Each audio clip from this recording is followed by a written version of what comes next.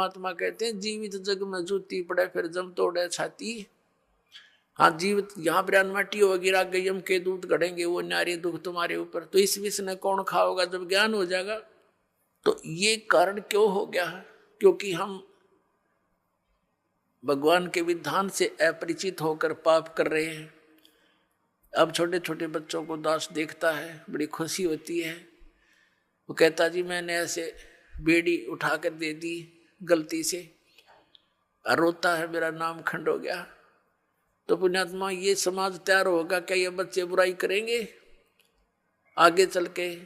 ये ऐसा सोच समाज तैयार हो जाएगा, इनको देख देख और आदमी भी दूसरे भी इनका अनुसरण करेंगे। एक छोटे छोटे बालक ऐसे ऐसे नेक नीति से रह रहे हैं। एक छोटा सा बच्चा, उसको 100 का नोट मिल गया, गली में पड़ा था, आते उसने अपनी माँ को दिया कि वहाँ पड़ा था।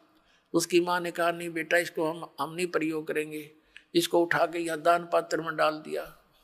तो और नहीं तो पहले तो जब ज्ञान ना होता माँ सबसे पहले जेब में डाले। पहले तो बच्चा ना घर लेकर आवा करा पता नहीं कहाँ उड़ा, उसकी टॉफी खावे उड़न खवावे फिर। तो इस प्रकार परमात्मा के इस ज्ञान से ऐसे रंगे जाओगे आप, सपने में भी नहीं गलती कर सकते। और माया की आवश्यकता होगी तो भगवान दूर नहीं, ये सत्कर मान लेना। भगवान को किस लिए खोजते थे? हमें किस चीज की डिमांड हो आगे धर देगा ठाक, आप कह सत्कर मान लेना। भगवान इसी को कहते हैं। ये कोई बालकों का खेल नहीं है। नहीं फिर क्यों ड्रामा करते हैं भक्ति की?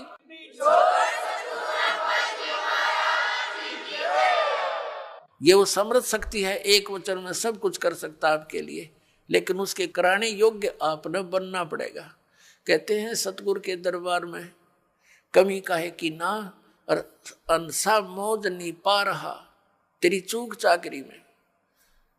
तो अगर इस सच्चे दरबार में किसी चीज की कमी नहीं है और आपके ऊपर मेहर नहीं हो रही है, तो आपकी कोई चाकरी में, आपकी सेवा और शुश्रूषा में कोई त्रुटि है, उसको ठीक कर, तुरंत बिजली आ जाएगी। करंट आने के लिए, बिजली पावर आने के लिए हमने उस योग्य बनना पड़ता है, गुड कंडक्टर। तो बिजली आई सारे काम होंगे फिर तो, जो उसके गुण हैं। तो उस बिजली को आने के योग्य बनाओ, और इसी तरीके से बनोगे आप, इस ज्ञान से, इस भक्ति से समर्पित हो जाओगे।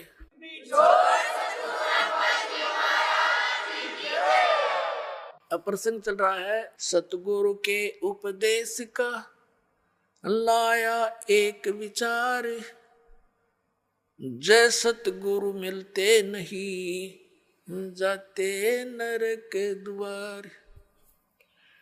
अब नरक द्वार में दूध सब करते खेचातान, उनसे कबू ना छूटता, फिर फिरता चारों खाने के दुर्गति होती। चार खानी में भ्रमता कदे ना लगता पार, और ये सब फेरा मिट गया मेरे सतगुरु के उपकार। यानी उस परम संत, उस संत की कृपा से, इस मंत्र की प्राप्ति से मेरा यू सारा जो दुख था ये बाईपास निकल गया। 100 फेरा सब मिट गया मेरे सतगुरु के उपकार। फिर क्या बताते हैं? 7 समुद्र की मसीह करूं और लेखनी करूं बन राय, धरती का कागज करूं गुरु गुण लिखो न जाए। होय होय। अब बता के गुण लिखेंगे इस परम पिता परमात्मा का? इतने कष्टों से हमें निकाल दिया। एक कुत्ते का जीवन लिखने लगो, एक मक्के के दुख है उसके ऊपर। गर्मियों सर्दियों के दिन, सर्दी का मौसम, गली में पड़ा है। पहले वो कोठी में रहता था, एसी रूम में, बिना भक्ति के। देख कहाँ बना उसका प्लेटफार्म। फिर गली में बैठा है, सह परिवार लेटा है, कुतिया कुत्ते बनकर। ऊपर से वर्षा हो रही है, ठिठुर रहा है, आता जाता उसका लठ मार देता है, हैं? और फिर वो भूखा उठता है सवेरे, किसी के द्वार की तरफ भागता है। तो वहाँ सुबह सुबह कौन उसके लिए वहाँ परोठे तैयार कर रखा है, उसका डंडा मारेंगे चल। वो फिर दूसरे घर में घुसता है, तीसरे मनमान रसोई में पहुँच जा, क्यों भूख लग रही है, तो उसका लागे कड़ में लठ। फिर ट्या ट्या करता हुआ फिर कहाँ पहुँचेगा? कुरडियाँ पर गंध खाने के लिए जाएगा वो। पुणात्माओं, ये तो एक दिन का प्रोसेस है कुत्ते का। इसको सारे गधे कुत्ते सब 84 लाख योनियों को देखते हुए इसको लिखण लगे तो परमात्मा कहते हैं परमात्मा के गुणों का, या पूरी पृथ्वी जितना कागज हो, सातों समुद्रों की इंक हो, ये सब खत्म हो जाए पर परमेश्वर के इस गुण का अंत नहीं।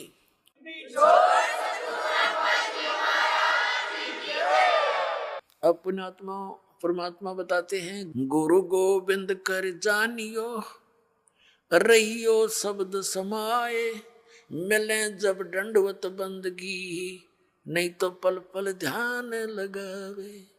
गुरु जी को गोविंद यानी परमात्मा तुल्य मानकर अपना इस भक्ति रूपी गेम को सफल करना।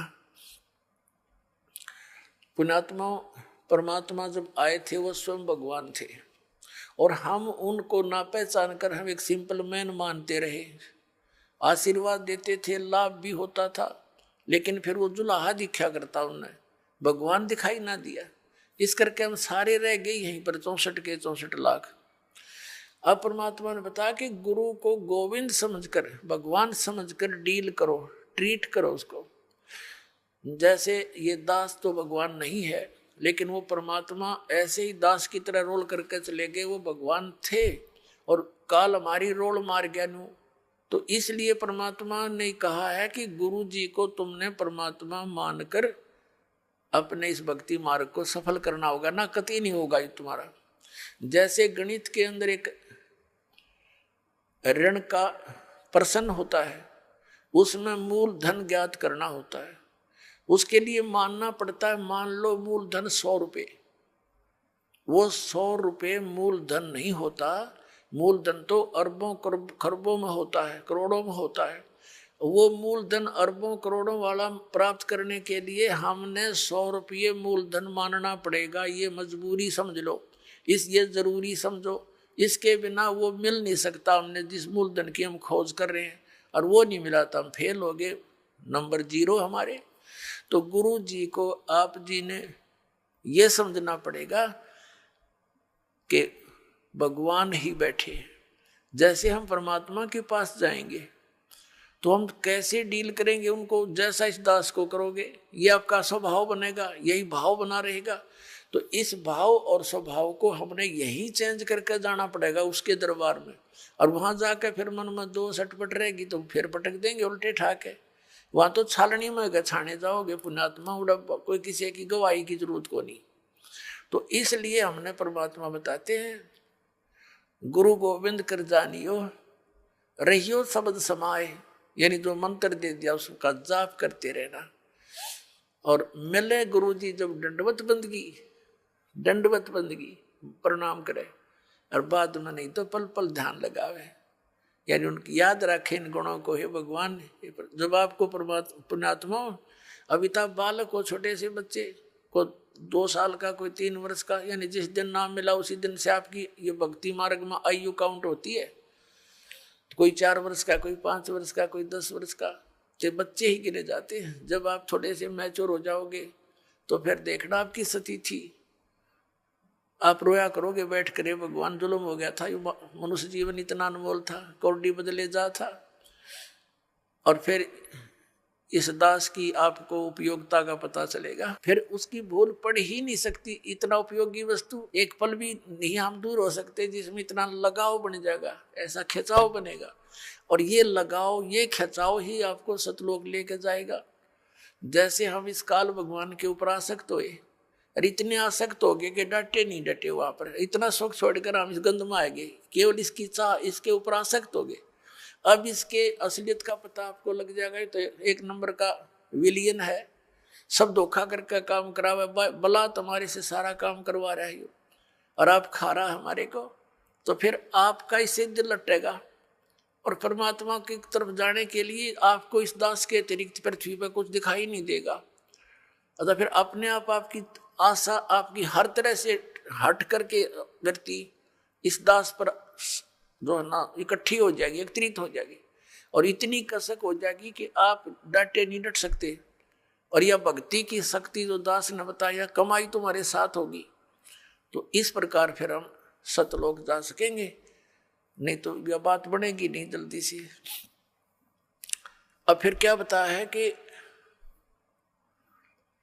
कबीर हरि जय रूठ जा, गुरु की शरण में जावे। कहें कबीर गुरु रूठ गए, हर ना होते सहाय। जैसे क्या बताते हैं, जो व्यक्ति अपने पाप कर्मों के कारण दुखी होते हैं तो वो कहा करते हैं कि हमारा राम रूठ गया, हमारा राम रूठ गया, नए नए दुख आने लग गए हमारे ऊपर। और जो सुखी होते हैं उनको यूं कहा करते, इनका राम राज्य है, इनका ऊपर भगवान प्रसन्न है। और जो दुखी होते हैं वो कहते हैं हमारा राम रूठ गया। अब पुण्यात्माओं, जब तक हमारे पुण्य चलते हैं तो हमें सब सुख सुविधाएं उपलब्ध होती हैं, तो ऐसे लगता है कि हमारा राम राज्य है, प्रसन्न है।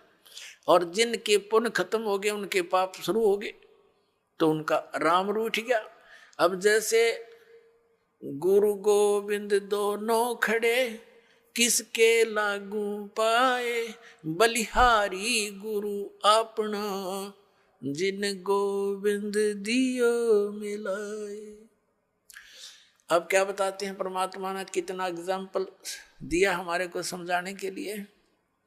कैसा उदाहरण दिया है कि जैसे आप कहीं खेतों में एकांत स्थान पर या कहीं पर मजदूरी कर रहे हो, कोई कार्य कर रहे हो, मटका भर ले गए पानी का घड़ा घट, और उस जब तक उसमें जल है तो नो प्रॉब्लम, प्यास लगी घट घट पिया, फिर काम लाएंगे।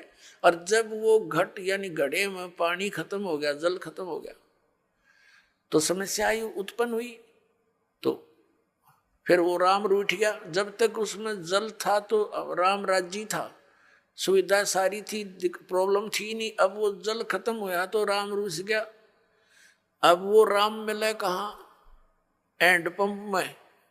हैंडपंप में मिला वो जल, तो वहां गए, हैंडपंप के नीचे रखा मटका, फिर करी उसकी पूजा सेवा और भर लाए, फिर सुखी हो गए। तो जिनके ऊपर अब पापों के दौर चल पड़े, उनके पुण्य समाप्त हो चुके, और सुख होगा पुण्य बढ़ने से, पुण्य प्राप्त होने से। तो यहां परमात्मा कहते हैं कि एक तरफ तो आपके पास एक घड़े में जल रखा है और एक तरफ हैंडपंप है। जल तो समझो परमात्मा है घड़े में, और हैंडपंप गुरु जी है। अब कौन से को सिलेक्ट करोगे तुम? हैंडपंप को। हैंडपंप में तो कितना पानी निकाले, और मटका में जो जल है वो तो थोड़ी सी दिन, एक दिन भी पूरा ना निकाला मन माने पूरे परिवार का। तो यहां परमात्मा कहते हैं गुरु गोविंद दोनों खड़े, और किसके लागू पाए, बलिहारी गुरु अपना, जिन गोविंद दिया मिलाए। हैंडपंप बिना जल नहीं मिला। कबीर हरि जय रूठ जा, गुरु की शरण में जावे। कहें कबीर गुरु रूठ गए तो हरि ना होत सहाय। जैसे हैंडपंप खराब कर दिया आपने, उसकी केयर टेक करी नहीं, तो फिर जल कैसे मिलेगा? अब गुरु रूठ गया तो भगवान साथ नहीं देगा बिल्कुल भी। परमात्मा कहते मम संत मुझे जान मेरा ही स्वरूपम, मेरे संत को मुझे ही जान लेना, तब मैं तेरे निकट आऊंगा। नहीं तो परमात्मा ये सोचते हैं जैसे जैसा व्यवहार आप इस दास के साथ करते हो और जो सोच इस दास के प्रति रखते हो, तो परमात्मा ये वो करते हैं, निरीक्षण करते हैं, जांच करते हैं कि यदि इस दास के स्थान पर वो मालिक विराजमान होते तो आप जी ऐसा ही व्यवहार करते। क्योंकि परमात्मा एक धारणक रूप में रहा करते, ऐसी क्रिया करते थे जैसे आप जी करते हो। और वो शूद्र वर्ण में जैसे महर्षि रामानंद पंडित जी बड़े विद्वान माने जाते थे, और परमात्मा उनको इस काल के जाल से निकालना चाहते थे। 5 वर्ष के बालक रूप में परमात्मा अपनी लीला में शरीर दिखा रहे थे। रामानंद जी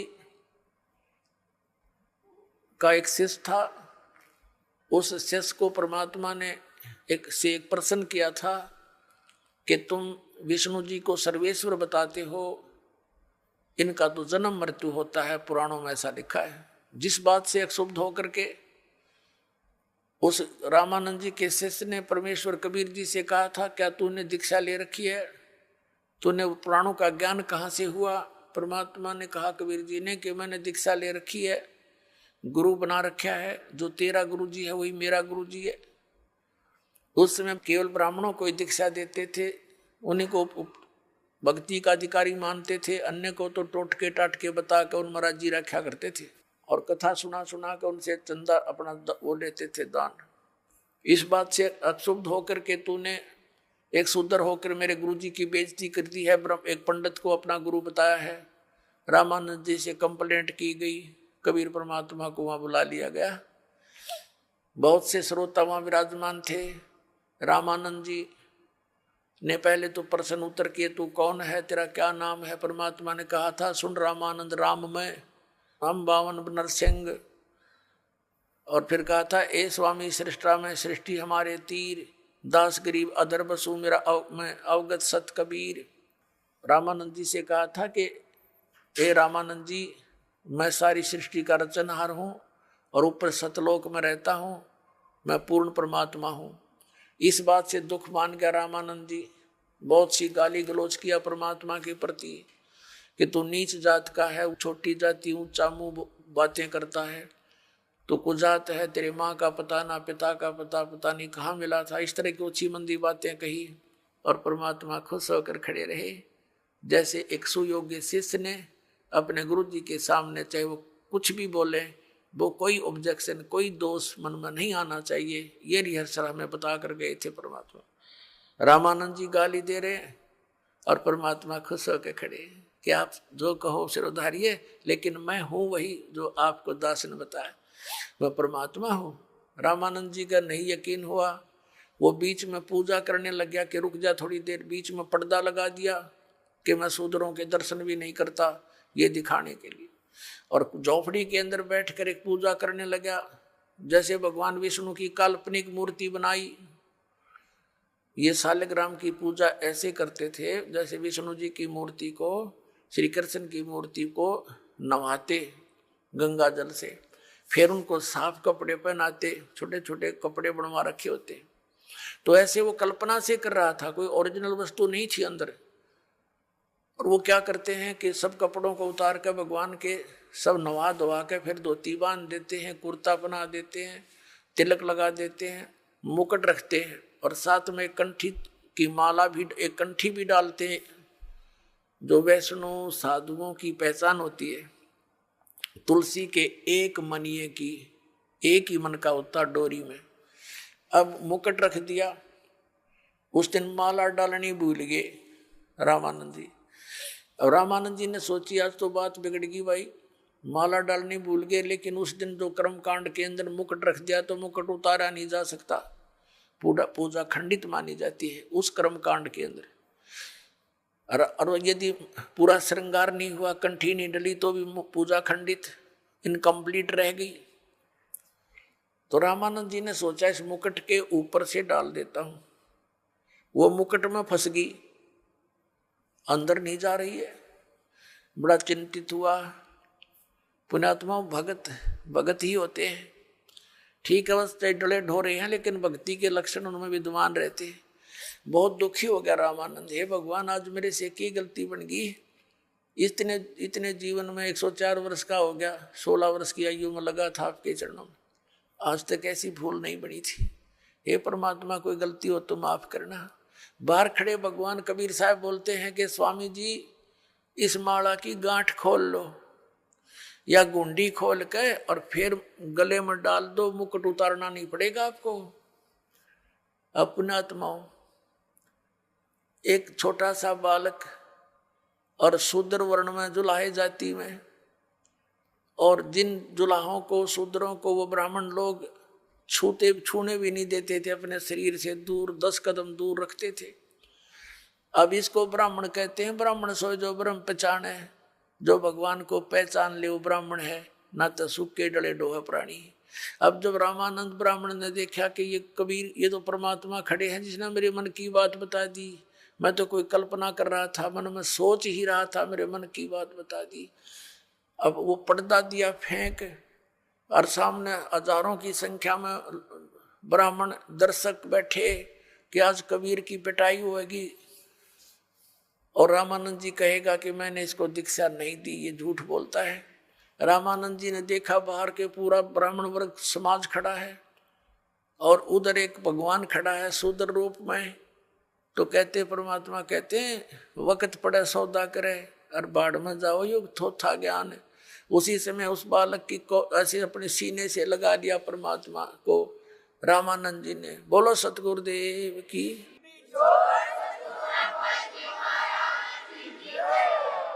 और जो ऐसे अपने शरीर परमात्मा को सीने से लगाया तो इतना नरम शरीर था परमात्मा का जैसे रुई रबड़ होता है, क्योंकि उनका शरीर शुक्रम अकायम असनाविरम है। परमात्मा का शरीर हमारे जैसा 5 तत्वों से बना हुआ नहीं है। जैसे यजुर्वेद अध्याय नंबर 40 के मंत्र 8 में लिखा है, कबीर मनीषी शुक्रम अकायम असनाविरम स्वयंभू। वो स्वयं प्रकट हुआ होता होने वाला परमात्मा है, स्वयंभू है, उसका कोई कर्ता नहीं, वो स्वयं बना है, अपना आप ही है, समझो स्वयंभू का अर्थ। और उसका शरीर असनाविरम, यह अडचाम का पुतला नहीं। तब रामानंद जी ने कहा था, मन की पूजा तुम लखी, ये मुकुट माल प्रवेश, गरीब दास गति कौन लखे, तेरा कौन वर्ण के भेख। ओए होए। अब रामानंद जी कहते हैं भगवान आप तो परमात्मा हो और आपको कैसे पहचान सके हमारे जैसे जीव सत्र के व्यक्ति। आप किस तरह वेशभूषा में 5 वर्ष के बालक की आयु में और कौन से वर्ण में यानी जुलाए जाति में खड़े हो, आपको भगवान कैसे माने हम, ये जीव कैसे समझ सकेंगे परमात्मा। मेरी तो आपने भ्रम निवारण कर दिया।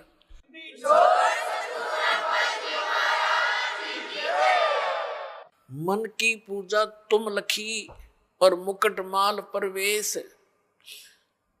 गरीबदास जी ने अपनी अमृतवाणी में आंखों देखा ये सब चित्रण। रामानंद जी कहने लगे, गरीबदास गति कौन लखे, तेरा कौन वर्ण के भेख है, किस वेशभूषा में और किस जाति में आप खड़े हो भगवान, आपको कैसे पहचाने।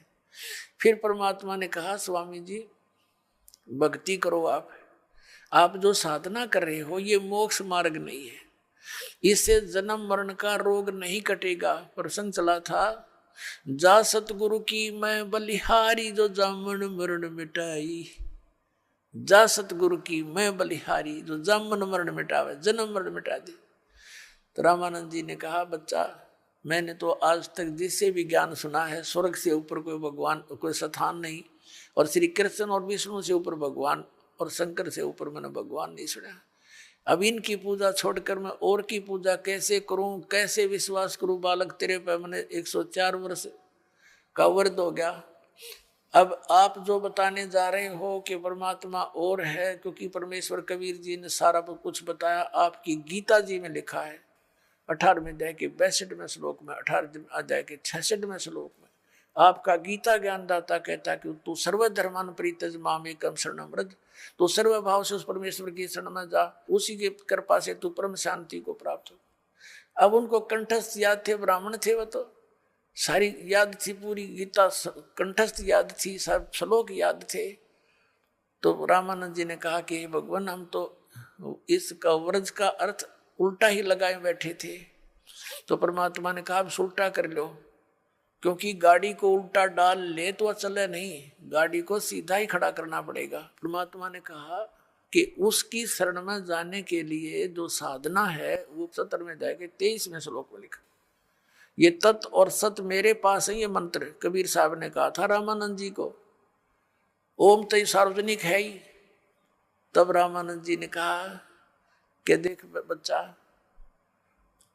मैंने सारी उम्र खो दी इसी भक्ति में, अब कहीं मैं घर का रहूं ना घाट का, 104 वर्ष का बूढ़ा हो गया। आप साधना बताओ, कहीं प्रमाण दिखाई देता नहीं। ठीक है, ये गीता जी का मंत्र तो मैंने याद है, ओम तत्सत, लेकिन ये सब कुछ देख कर भी विश्वास नहीं हो पा रहा मुझे। तो परमात्मा कहने लगे, कि हमारी बात पर जो विश्वास करेगा तो उसको हम प्रमाण भी दिखा देंगे। रामानंद जी ने कहा, देखो मैं 16 साल की उम्र से लगा था, 16 वर्ष की आयु से, और आज तक मैं यही साधना करता हूं। मैंने पूरा शरीर अपना साध रखा है, समाधिस्थ भी होता हूं। परमात्मा ने कहा, आप समाधिस्थ हो कि कहां तक पहुंचते हो समाधि में? अब वो समाधिस्थ हो गया, अभ्यास था डेली का, योग युक्त होने का, एकदम समाधिस्थ हो गए। समाधि क्या है? सपना सा होया करता है, सपना सा। एक ऐसी स्थिति आ जाती है कि वो भूल जाता है मैं कहाँ बैठा हूं, और ऊपर के जो साजबाज दिखाई देना शुरू कर देता है। तो परमात्मा उनके साथ साथ जा रहे हैं। रामानंद जी पहुंच गए, आगे त्रिकुटी पर पहुंच जाता है प्राणी। ये ओम नाम के जाप का साधक त्रिकुटी पर जाता है। वैसे भी जो अन्य साधना करते हैं वो भी जो धर्मी पुरुष होते हैं वो सीधे त्रिकुटी पर ही पहुंचते हैं। वहां से फिर 3 रास्ते बन जाते हैं। तो परमात्मा ने कहा कि यहाँ आगे कहाँ जाओगे स्वामी जी? समाधि दशा में बातें हो रही, जैसे स्वप्न में होते हैं। अब रामानंद जी कहता आगे मुझे पता नहीं, मैं तो यहीं तक पहुंच पाता हूँ। तब परमात्मा ने कहा कि ये जो लेफ्ट साइड का रास्ता है ना, ये जाता पहले धर्मराज के दरबार में। ये पूरी नो सोच ले सेक्रेटरीएट है ये पूरा। जब आपकी मृत्यु होगी तभी जा सकोगे, आगे पहले नहीं जा सकते वहां। तो वहां आपका अकाउंट होगा, आपने जिस भी देव की पूजा कर रखी है उसी के लोक में आपको भेज दिया जाएगा। तो ऐसे ही सबका अकाउंट यहाँ होकर के फिर उन अन्य स्थानों पर भेजा जाता है। राइट साइड के अंदर ये 88,000 खेड़े हैं, और ये दूसरे टाइप के व्यक्ति इधर भेजे जाते हैं। और सामने जो है ये ब्रह्मरंध्र है, सामने का जो है ये तुम्हारे किसी मंत्र से नहीं खुल सकता, ये ब्रह्मलोक को जाता है। आपके पास जो मंत्र हैं आप जाप करते हो, ओम नमः शिवाय या ओम भगवते वासुदेव या हरे राम कृष्ण राधे श्याम, इन करके जाप देख लो आप। रामानंद जी ने सारा कुछ कर लिया लेकिन वो गेट नहीं खुला। तो परमात्मा ने कहा मैं खोलूं मेरे सतनाम से? परमात्मा ने कहा देख मैं सिमरण करता हूँ सतनाम का। वो तो मालिक थे, सिमरण किया, एकदम सामने का गेट न पट दे ही खुल गया। अका जाए मेरे साथ। उनके अब अंदर जाते ही ऑटोमेटिक ही फिल्म बंद हो गया।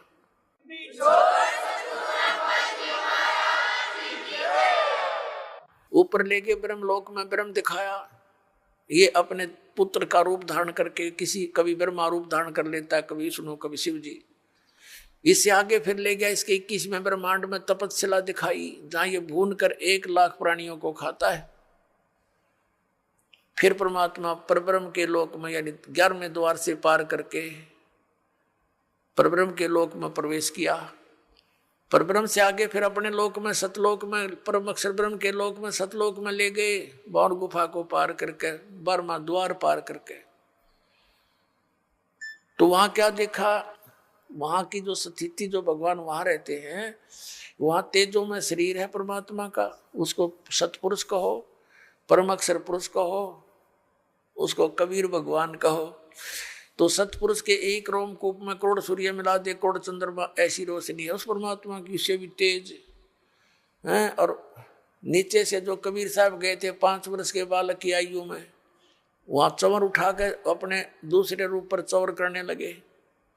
तो रामानंद जी ने सोचा कि ये कबीर जी तो यहाँ का कोई देवता है, गण है, और ये है सचमुच वो परम अक्षर ब्रह्म जिसके विषय में गीता में कहा है। तो उसी समय वो सोच ही रहे थे, वो तेजो में शरीर जो तख्त पर, तख्त माने सिंहासन, तख्त का अर्थ कोई यूं नहीं है लकड़ी का तख्त पर बैठे, यानी अनंत कोट ब्रह्मांड के कंट्रोलर के सिंहासन पर विराजमान है। वहां से खड़े हुए और चवर ले लिया परमात्मा से 5 वर्ष के बालक से, और 5 वर्ष का बालक बैठ गया उस अनंत कोट ब्रह्मांड के सिंहासन के ऊपर कबीर रूप में। और वो तेजो में शरीर परमात्मा कबीर जी 5 वर्ष के बालक पर एक सेवक की तरह ऐसे सेवा करने लगे चंवर से। रामानंद जी सोच ही रहे थे कि ये क्या चक्कर हो रहा है, छोटा सा बालक कबीर जुलाहा, और ये इस पर यूं भगवान चंवर करता। इतने में तेजो में शरीर परमात्मा का जो था वो कबीर 5 वर्ष के बालक में समावेश कर गया। अकेले कबीर जी बैठे रह गए, 5 वर्ष के बालक। तब रामानंद जी से कहा परमात्मा ने कि Swami ji I am God, मैं परमात्मा हूं।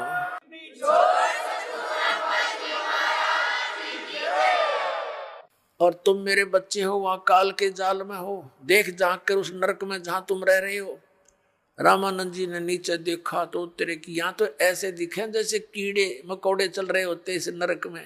इसका सारे जो यहाँ के राष्ट्रपति और प्रधानमंत्री चाहे सब कुछ हो, वो सतलोक की तुलना में ऐसा गंध दिखाई देता है। परमात्मा कहते हैं 100 योजन जाती है या दुनिया की गंध 100 योजन तक, 1 योजन में 12 किलोमीटर, कहते 1200 किलोमीटर तक इसकी बदबू जाती है ऊपर इस गंदे लोक की, जहां तुम ठाठ मान रहे हो स्वर्ग सारे मिला करके सारे इतने खराब हैं यहाँ के। तब रामानंद जी से कहा कि जाओ तुम वापस यहाँ आना पड़ेगा। हो गया विश्वास आपको? अके भगवान हमारी ताएं खुल गई। जब वापस आए शरीर में, सामने फिर बैठे परमात्मा, वही 5 वर्ष के बालक रूप में जागोष्ठी हो रही थी उनकी। चरण पकड़ दिए 104 साल के उस वृद्ध ने, ब्राह्मण ने, सच वो था ब्राह्मण, और 5 वर्ष के दानक के पैर पकड़ दिए उस बालक के और कहा कि 2 ठोड़ है, एक तू भया एक से 2, और गरीबदास हमकार ने तुम आए हो मुग्धो। तुम साहेब तुम संत हो, तुम सतगुरु तुम हंस, और गरीबदास तेरे रूप में ना और न दूजा अंश।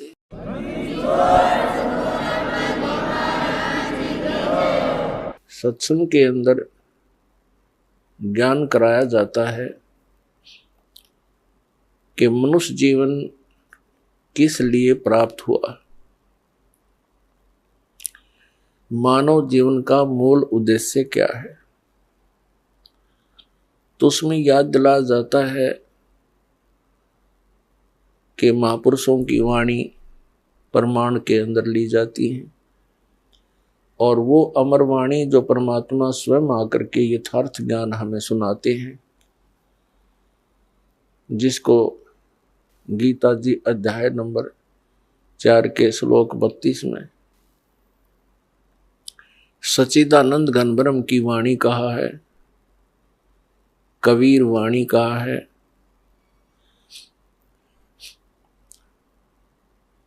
वो अमर वाणी परमात्मा स्वयं सुनाते हैं अपने मुख कमल से। तो इन महापुरुषों की और परमात्मा की उन अमर वाणियों को आधार बनाकर सत्संग सुनाया जाता है, और उसके अंदर सत्संग के अंदर सभी सद्ग्रंथ भी आधार बनाए जाते हैं, और उनके आधार से जो ज्ञान सुनाया जाता है वो सत्संग है। इसके अतिरिक्त अन्य कोई वचन सुनाते हैं, प्रवचन सुनाते हैं, सत्संग करते हैं, और वो हमारे पवित्र सद्ग्रंथों से या उन महापुरुषों की अमर वाणी से या परमेश्वर कबीर जी की अमर वाणी से मेल नहीं खाते हैं, तो वो सत्संग नहीं है, क्योंकि उनके अंदर सत्य नहीं है, सत्य का अभाव है। सबसे पहले सत्संग के अंदर ये जानकारी दी जाती है, मानुष जन्म पायक नहीं रटे हरि नाम, जैसे कुआं जल बिना बनवाया क्या काम। मानुष जन्म दुर्लभ है मिले न बारंबार, जैसे तरवर से पत्ता टूट गिरे वो बहुर न लगता डर। परमात्मा पूर्ण ब्रह्म सत्य पुरुष कबीर देव जी, कबीर साहब, जो काशी शहर के अंदर एक जुलाहे की भूमिका करके और परमात्मा जो गुण रखता है उसका प्रमाण दे करके अपनी अमृत वाणी को उच्चारण करके यथार्थ ज्ञान देकर वो सह शरीर आए थे, सह शरीर चले गए। वो पूर्ण परमात्मा है, और परमात्मा के ज्ञान को परमात्मा ही बता सकते हैं। जीव तो अटकल लगाते हैं। कुछ श्रद्धालु कहते हैं संत को चाहिए कि वो अपना अनुभव बतावे, किन्हीं सदग्रंथों या पोथियों का सहारा ना ले। ऐसे विचार रखने वाले व्यक्तियों का ये भी मानना होता है कि सभी जितने भी ग्रंथ हैं ये मानव की रचनाएं हैं, उनका अपना अनुभव है। पुण्यात्माओं, ये सब अज्ञान आधार से ही प्राणी बोल सकता है, और इस अज्ञान को हटाने के लिए सत्संग की आवश्यकता पड़ती है। जैसे देश का संविधान होता है, वो भी एक पुस्तक है और वो भी एक मानव ने लिखी है। आपकी बात बड़ी करके चले, और कोई अन्य मानव अपने सत्र का और विधान बनाकर लिख दे और छपवा दे और बांट दे, तो उसकी क्या वैल्यू है, क्या यूज है, क्या लाभ हुआ उसका? वो व्यर्थ है। इसी प्रकार परमात्मा के विधान को लिखने वाला भले ही कोई मानव है, जैसे श्री वेद व्यास जी और श्री धर्मदास जी और श्री गोपाल दास जी, लिखने वाले मानव हैं, लेकिन वो संविधान परमात्मा का है, और उस विधान के अनुसार जिसके वचन नहीं है, उस संविधान यानी परमात्मा के विधान ज्ञान अनुसार किसी अन्य व्यक्ति, ऋषि महर्षि या किसी संत मंडलेश्वर महंत की वो पुस्तक परमात्मा के विधान से मेल नहीं खाती है, तो व्यर्थ है। दूसरी बात रही कि संत को चाहिए कि वो अपना अनुभव बतावे, पुस्तकों का आधार ना माने। ये भी एक बालक के विचार हो सकते हैं जिसने कभी विद्यालय देखा ही ना हो। जैसे टीचर होते हैं, विद्यालय में पढ़ाते हैं अध्यापक, उनका एक निर्धारित पाठ्यक्रम होता है, सिलेबस कहते हैं उसको, और जो टीचर सिलेबस से बाहर ज्ञान देता है और सिलेबस के अनुसार ज्ञान नहीं देता है, वो भले ही उसको पढ़कर सुनावे या उसको याद करके वैसे सुनावे, वचन वही होने चाहिए जो पाठ्यक्रम की पुस्तकों में विद्यमान है। तो वो टीचर ठीक है, हितैषी है, और जो उन पाठ्यक्रम की पुस्तकों से हटकर अपनी कोई अन्य बकवाद सुनाता है, तो वो टीचर ठीक नहीं। अब जैसे परमात्मा की जानकारी परमात्मा ने आकर बता दी,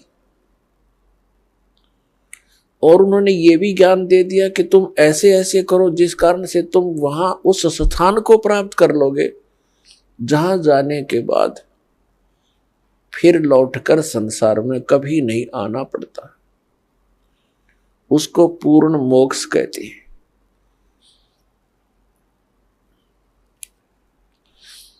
अब कोई कहते हैं कि भगवान के दर्शन हो जाए तो कल्याण हो जाता है। परमात्मा के दर्शन बहुत अच्छी बात है, बड़े पुण्यकर्मी प्राणी को ही हो सकते हैं, लेकिन परमात्मा के दर्शन से कल्याण मोक्ष नहीं होगा। परमात्मा ने आकर के जो ज्ञान दिया है उसके अनुसार भक्ति साधना, नाम की कमाई, यज्ञ हवन, जो भी जानकारी दी है उनके करने से मोक्ष होगा। उदाहरण के लिए जैसे पवित्र हिंदू धर्म के अंदर हम मानते रहे और मानते हैं जब तक ये ज्ञान नहीं होता कि भगवान शिव जी और उनकी धर्मपत्नी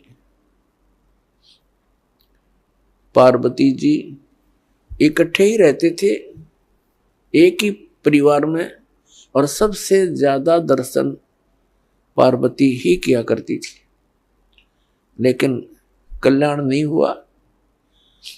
कल्याण हुआ उसका जब उनको भगवान शिव ने वो मंत्र दिया और पार्वती जी ने जाप किया, तब उनका उतना कल्याण हुआ जितना भगवान शंकर जी के द्वारा दिए गए मंत्र से होना है। लेकिन वो कंप्लीट मोक्ष नहीं है। फिर भी जो विषय है उसी से चलते हैं। कहने का भाव ये है कि भगवान के दर्शन पुण्यकर्मी प्राणी को ही होते हैं, लेकिन संत जो बताते हैं, परमात्मा जो ज्ञान देकर जाते हैं, उसके अनुसार साधना करने से ही मोक्ष होगा। नाम की कमाई करनी पड़ेगी। कुछ एक ऐसे सिरफिरे संत है, वो ये कहते हैं नाम की कमाई कुछ काम नहीं करे, नाम का जाप करने की कोई आवश्यकता नहीं, सतगुरु पार कर देगा। वो टीचर नहीं, वो दुश्मन है विद्यार्थियों का, जो विद्यार्थियों को ये कहता है कि तुमने पढ़ने की आवश्यकता नहीं, टीचर पास कर देगा। और ये अपने आप में संत भी कहते हैं, और श्रद्धालु इनके पास भी इकट्ठे होकर के संत मान करके इनके गुणगान करते हैं, इनके विचार सुनते हैं, फॉलोअर बन जाते हैं। इसका कारण क्या है कि हमें बिल्कुल ज्ञान नहीं अध्यात्म का, और जब तक हमें अध्यात्म ज्ञान नहीं होगा, ये संत हमारा ऐसे ही अंडोला बनाए रखेंगे। किसी ने 4 अटपट बातें अलग से कर दी, हमने ऐसा लगेगा कि ये पूर्ण संत है। तो दास का उद्देश्य है कि आप जी को अध्यात्म ज्ञान से इतना परिचित करवा दूं कि आप किसी से भ्रमित ना हो सके। नाम दे देना ये तो आसान सी बात है, उसका आपने सिमरण करना है, बहुत अच्छी बात है। लेकिन बने बनाए काम ने बिगाड़ दिए। कोई सिर फिराक है कि वो संत पूर्ण है, वो ऐसा बताता है, वो ऐसा करता है, तो आप जी उनको इस ज्ञान के आधार से अपने सतर से ही रिजेक्ट कर दो कि नहीं, आप भ्रमित हैं, आप जी को ज्ञान नहीं। तो पुण्यात्माओं, अपना अनुभव बताना अच्छी बात है, लेकिन वो अनुभव उन सदग्रंथों से मेल खाता हो। जैसे एक थ्योरी होती है, जैसे बच्चे प्रैक्टिकल करते हैं लैब में, तो प्रैक्टिकल करने से पहले उनको एक लिखित विधान, उसकी प्रक्रिया दी जाती है। फिर बच्चे उनको पढ़ते हैं कि कौन सी कैसे कैसे करना है, उसको पढ़कर फिर वो प्रैक्टिकल करते हैं। तो ये ज्ञान जो है ये एक थ्योरी है, यानी ये लिखित जानकारी है जो प्रैक्टिकल हम करने जा रहे हैं। जिनकी थ्योरी ही गलत है तो प्रैक्टिकल भी ऑटोमेटिकली गलत होगा। तो हमारे जो सदग्रंथ है ये हमारी थ्योरी है, और परमात्मा के जो साधन उसमें वर्णित है वो करना हमारा प्रैक्टिकल है। फिर उनके करने से जो उपलब्धि होगी वो भी सदग्रंथों में लिखा हुआ है। फिर वो बताने की आवश्यकता कैसे पड़ेगी, अपना अनुभव बताओ। तो इस प्रकार ये भ्रमित व्यक्ति कदम कदम पर बैठे हैं, भ्रमित करने वाले। श्रद्धालुओं की कमी नहीं, श्रद्धालु को तो परमात्मा की एक विशेष कसक होती है और वे परमात्मा के लिए भटक रहे हैं। आत्मा जब से मालिक से बिछुड़ी है, इसको उसी समय से उसकी आवश्यकता महसूस हो गई थी। जिस भक्त आत्मा ने सृष्टि रचना सुन रखी है तो उनको ज्ञान है कि पहले तो हम अपनी स्वेच्छा से इस काल भगवान के साथ लग गए और भगवान से विमुख हो गए, और जिसमें ये प्रकृति दुर्गा देवी जी इस काल भगवान के पास छोड़ी गई। उसी समय से इस काल ने हमारे साथ दुर्व्यवहार प्रारंभ कर दिया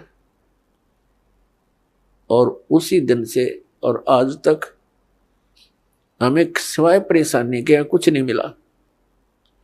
तो उसी समय इसको महसूस हो गया था, इस दुर्गा को पुकार की थी, भगवान मुझे बचा ले। अपने पैर पे कुआड़ा मार के हम यहाँ आए हैं और पुकार करते हैं, भगवान बचा ले।